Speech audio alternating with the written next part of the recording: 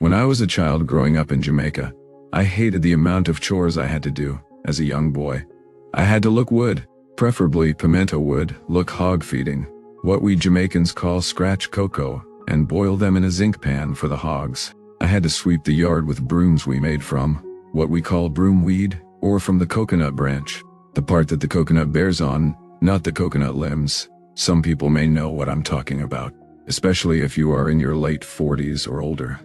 My favorite was the brooms from the palm trees. Those were larger and sweep clean. I also played a lot outside with my friends when we finish our work, not before. This comes at a cost to me as well.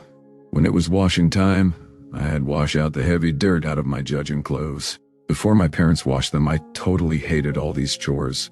I thought my parents was wicked for giving me these excess amount of work. As I became a man, I understood how important these chores was. My mother would say, "You better learn how to do things or women will take them draws and beat with it because you can't help yourself. Or if you can't cook, they will tell you, you better learn to cook, or you are going to starve to death, or people will give you shit to eat because you wutless and can't even boil water." So I learned early to wash, cook, and clean. I learned general survival skills taught through chores and other menial tasks. Today I thank God for what my parents did and pass it down to my kids.